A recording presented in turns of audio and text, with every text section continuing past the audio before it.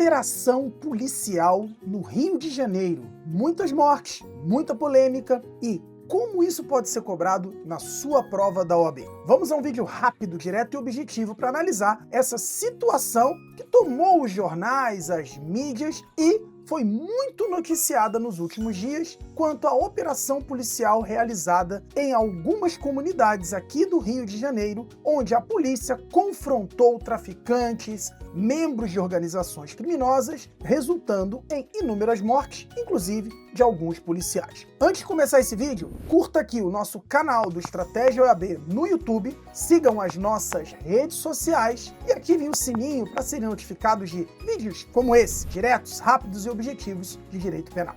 Olá pessoal, eu sou o professor Cristiano Rodrigues e venho aqui para analisar essa polêmica que está circundando a operação policial realizada no Rio de Janeiro no combate ao tráfico de drogas, organizações criminosas, como por exemplo o Comando Vermelho, em que inúmeros policiais e agentes das forças de segurança do estado do Rio de Janeiro invadiram algumas comunidades tomadas pelo tráfico e por essas organizações criminosas, onde diversos indivíduos foram mortos, inclusive alguns policiais. E aí, para a gente poder entender, na verdade, como trabalhar isso para a sua prova da OAB, nós temos que olhar diante de um prisma muito interessante, que se trata e que vai fundamentar a atuação policial com uso de força, com armas, com tiros, com mortes ou lesões, quando do combate ao crime. A gente sabe que as grandes comunidades do Rio de Janeiro são controladas e tomadas por facções criminosas, que normalmente operam, seja com trabalho ligado a milícias, a tráfico, principalmente o tráfico de armas e de drogas que dominam essa região. E aí a gente tem a atuação policial no combate ao crime. E a gente tem que pensar o seguinte, a pergunta de prova que pode cair na OAB, e atenção, porque isso já foi objeto de questão, quando esses policiais atuam entrando nessas comunidades, combatendo o crime, eventualmente haverá troca de tiros, haverá violência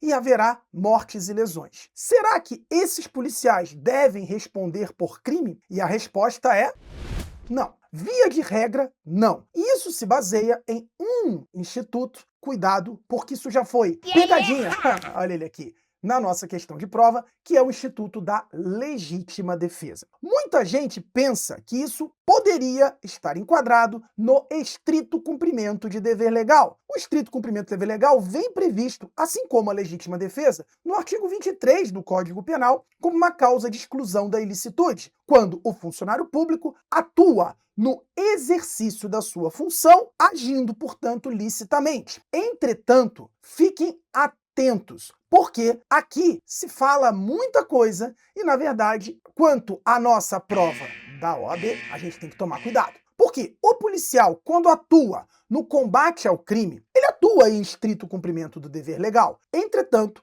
para que ele possa proferir disparos de arma de fogo, usar a força de forma lesiva ou mesmo letal, é preciso que ele esteja em legítima defesa, ou seja, em combate, em troca de agressões atuais ou iminentes contra ele, contra terceiros, contra cidadãos, para que então se justifique, lembrando que a legítima defesa também é uma excludente ilicitude chamada de causa de justificação. E aí, quando a gente olha para essa situação, a gente vai ter que enquadrar a atuação policial no artigo 25 do Código Penal, que trata da famosa legítima defesa, dizendo que não é ilícita a atuação quando o agente, e seja ele policial ou qualquer pessoa, atue repelindo injusta agressão, atual ou iminente, a bem jurídico próprio de terceiro, usando moderadamente dos meios suficientes, disponíveis e necessários. Aqui a gente enquadra a atuação policial dentro da legítima defesa, porque ele atua repelindo a iminente e atual agressão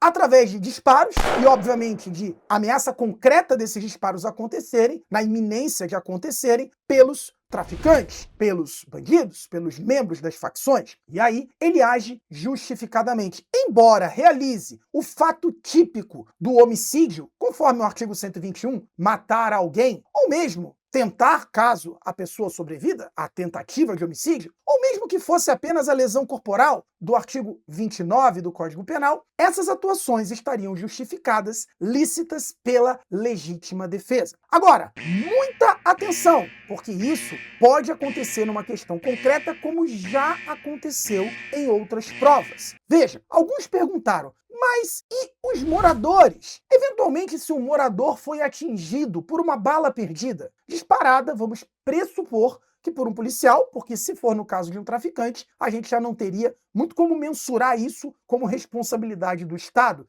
porque esses indivíduos estão à margem da nossa legalidade, da atuação lícita, como é um policial que age licitamente no combate ao crime. Mas e se atinge um inocente? Aqui nós teríamos que conjugar dois institutos. Primeiro, a própria legítima defesa e o chamado erro de execução do artigo 73. Então vejam, no caso do disparo atingir uma pessoa inocente, se o policial atuou em legítima defesa, ele estava em legítima defesa, errou o disparo e atingiu alguém que não tinha nada a ver com isso. Com isso, você conjuga, como eu disse, o artigo 73 do Código Penal, conhecido como erro de execução ou aberratio ictus, com o artigo 25 da legítima defesa. Exatamente porque o aberratio ictus, que também é conhecido, e vejam como se encaixa exatamente aqui, como erro da bala perdida. Aberratio ictus é o erro da bala perdida, porque ele é o erro na execução da ação, onde se atinge vítima diversa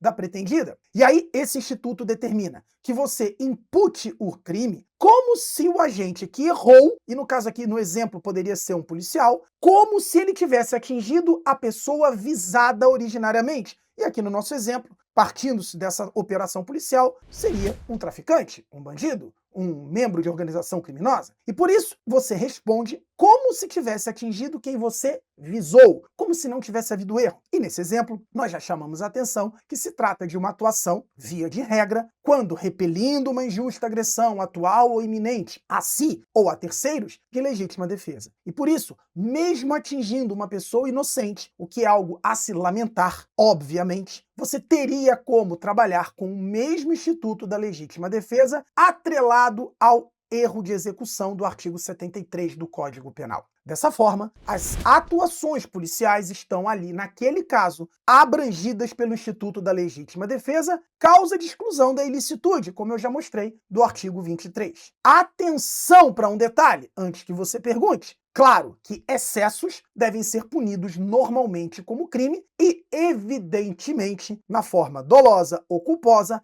caso tenha havido ou haja algum excesso, e aí não está restrito à atuação policial, em qualquer situação de exclusão de licitude ou de legítima defesa, você teria que aplicar a lei, a justiça, e, portanto, imputar esses excessos criminalmente a quem os praticou. Maravilha! Instituto da Legítima Defesa, do erro de execução, trabalhados para que você consiga resolver questões de prova e obter a sua, olha ela aqui de novo, carteira da OAB. Valeu!